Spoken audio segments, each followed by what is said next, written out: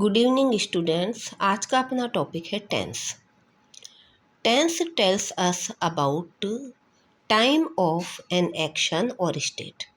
Tense हमें एक action के और स्टेट के टाइम को यानी स्टेट यानी दशा के टाइम को यानी समय को बताता है। अब टाइम जो है वो 3 पार्ट्स में डिवाइड किया हुआ है। कौन कौन से पार्ट्स हैं? प्रेजेंट, पास्ट और फ्यूचर। ये 3 भागों में अपन ने टाइम को हमेशा से डिवाइड कर रखा है। कोई भी जो बात होती है वो हम या तो प्रेजेंट टेंस में बोलते हैं या पास्ट टेंस में बोलते हैं या उस बात को हम फ्यूचर टेंस में बोलते हैं। इसी तरह लिखते भी हम 3 ही टेंस के अंदर है, 3 ही टाइम में कोई भी बात को लिखते हैं, बोलते हैं। अब इसके अंदर टेंस जो है वह इसी के काम आता है कि हम जो भी बात बोल रहे हैं वो किस टाइम में बोल रहे हैं, किस टाइम में लिख रहे हैं। तो अब इसी तरह से टेंस के जो टाइप्स हैं वो भी 3 हो गए। कौन कौन से? प्रेजेंट टेंस, पास्ट टेंस और फ्यूचर टेंस। अब इनको किसमें ये जो 3 टाइप्स हैं उनको 4 टाइप्स में और डिवाइड किया गया है। किस तरह से? प्रेजेंट टेंस को डिवाइड किया गया है present indefinite tense, present continuous tense, present perfect tense और प्रेजेंट परफेक्ट कंटिन्यूअस टेंस। ये एक है। इसी तरह से पास्ट टेंस को और इसी तरह से फ्यूचर टेंस को हम डिवाइड करते हैं। अब ये तो हो गई टेंस के डिवीज़न की बात। टेंस क्या है ये भी समझ लिया, टेंस की क्यों नीड है ये भी समझ लिया, और टेंस का डिवीज़न कैसे होता है ये भी समझ लिया। Types, kinds of tense. अब अपन फर्स्ट टेंस पे आ जाते हैं जो कि है प्रेजेंट इंडेफिनिट टेंस। अब फॉर्मूला को बिल्कुल एकदम इजी वे में सीखते हैं। कैसे? कि प्रेजेंट इंडेफिनिट टेंस का फॉर्मूला क्या है? किसी भी सेंटेंस को बोलने और लिखने के लिए अपने को सब्जेक्ट की नीड होती है, वर्ब की नीड होती है। बाकी सारी बातें बाद में हैं, पर सब्जेक्ट और वर्ब की अपने को नीड होती है। तो अपन ने प्रेजेंट इंडेफिनिट टेंस का जो फॉर्मूला है वो सब्जेक्ट प्लस वर्ब की फर्स्ट फॉर्म, ये फॉर्मूला हो गया। पर इसको थोड़ा सा डिवाइड करना पड़ेगा। कैसे? कि सब्जेक्ट जो है वो 2 टाइप्स के होते हैं। कौन सा? सिंगुलर सब्जेक्ट और प्लूरल सब्जेक्ट। सिंगुलर सब्जेक्ट यानी एक वचन कर्ता है और प्लूरल सब्जेक्ट यानी बहुवचन कर्ता, यानी एक जना और बहुत सारे जने। अब इसमें नाउन और नाउन्स, प्रोनाउन डिवाइड है। सिंगुलर प्रोनाउन कौन कौन से होते हैं? ही, शी और इट। ये बिल्कुल याद हो गया आपको। ही, शी और इट जो है वो सिंगुलर प्रोनाउन है। और प्लूरल प्रोनाउन कौन कौन से होते हैं? आई, वी, यू, दे। ये हो गए प्लूरल प्रोनाउन। अब अपने को सिंगुलर सब्जेक्ट के साथ में, सब्जेक्ट में नाउन और प्रोनाउन दोनों आ गया। सिंगुलर सब्जेक्ट के साथ में अपने को क्या यूज करना है प्रेजेंट इंडेफिनिट टेंस में?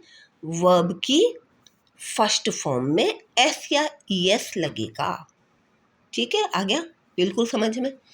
और प्लूरल सब्जेक्ट में वर्ब की फर्स्ट फॉर्म ऐसी की ऐसी ही आ जाएगी, यानी कोई भी मॉडिफायर यूज नहीं होगा। एग्जाम्पल भी देख लीजिए। सिंगुलर सब्जेक्ट का एक प्रोनाउन उठा लीजिए या एक प्रॉपर नाउन उठा लीजिए। जैसे आपने राम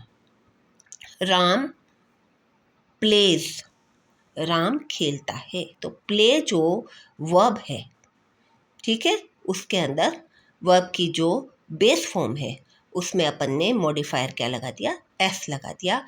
राम प्लेज, राम खेलता है। अब इसी को आप प्रोनाउन, सिंगुलर प्रोनाउन भी देख लीजिए कि ही सिट्स, वह बैठता है।